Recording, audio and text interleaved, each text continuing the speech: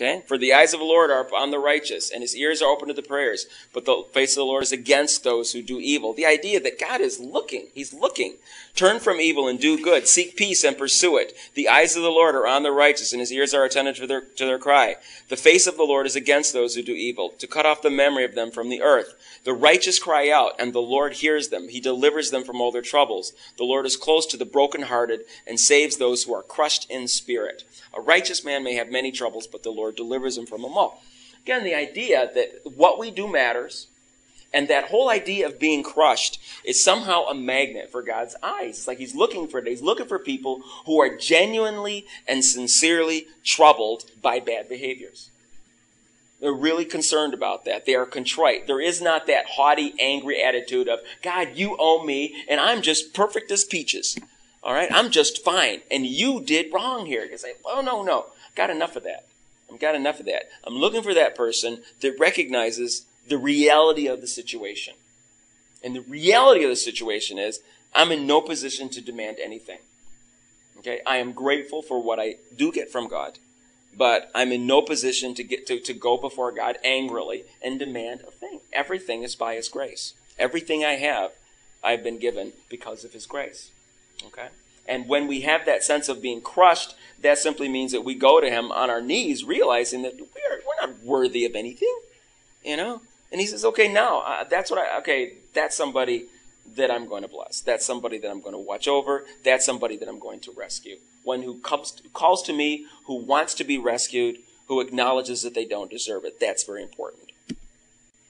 1 Peter 5, 6 through 7. Therefore, humble yourselves under the mighty hand of God, that he may exalt you in due time, casting all your cares upon him, for he cares for you.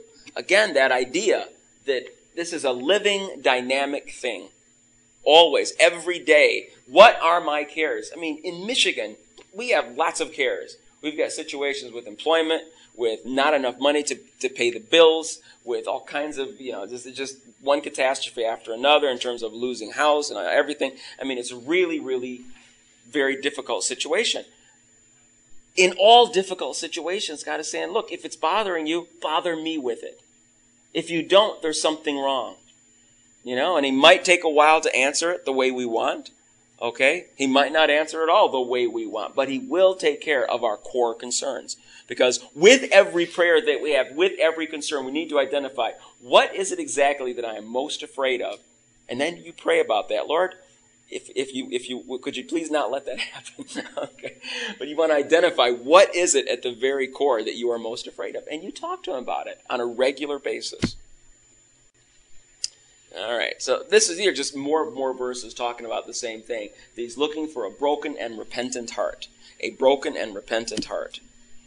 All right? It says, he has shown thee, O man, what is good, and what does the Lord require of thee, but to do justice, to do justly, to love mercy, and to walk humbly with thy God.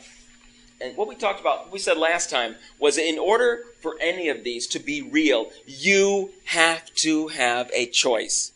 You must have free will in order for any... Why give the command?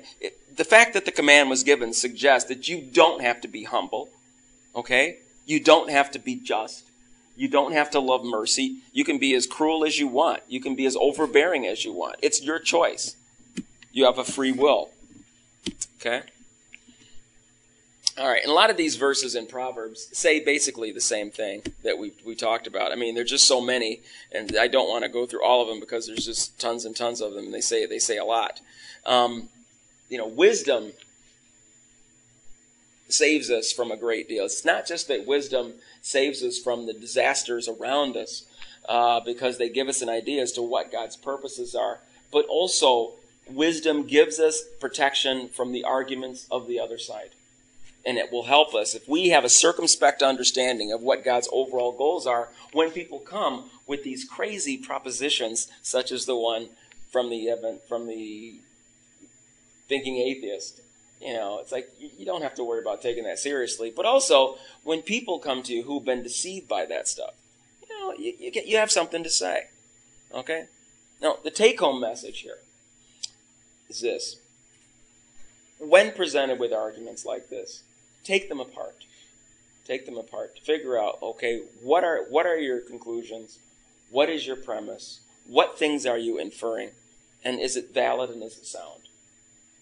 If you do that, what you'll find is that they don't have a leg to stand on. But they appeal to the emotion very strongly. And when you think about, the picture of Rich Mullins dying and the picture of 9/11, you go, look at this horrible thing. Why did God allow that? God has allowed a lot worse things, people.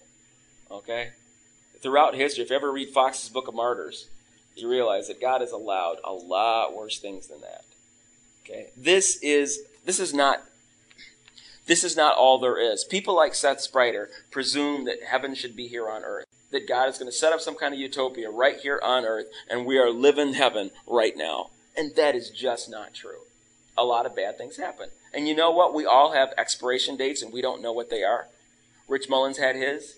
I've got mine. You've got yours. Some of you may be around another 50 or 60 years. Some of us might not be around another 5 years. Whose fault is that? It's God's fault. Is it okay? Of course it's okay. All right? Do you want a fast one or a slow one? Would you rather go in a nursing home for 10 years and then expire, or be hit by a semi-truck? What would you rather have? I mean, seriously. It's up to God. Okay? It really is. I mean, Rich Mullins didn't suffer that long. It sounds horrible, but, if I had my choice of getting my diapers changed for 5 years or going out the way he did, I think I would choose it. I'm just saying, okay? All right? But he's using that picture to horrify you into thinking God is a bad person. And it's just, if you think about it, you realize your argument is crap. Okay? It's really a terrible argument. It doesn't fit. Any comments on that? Yeah. Yeah. I was reading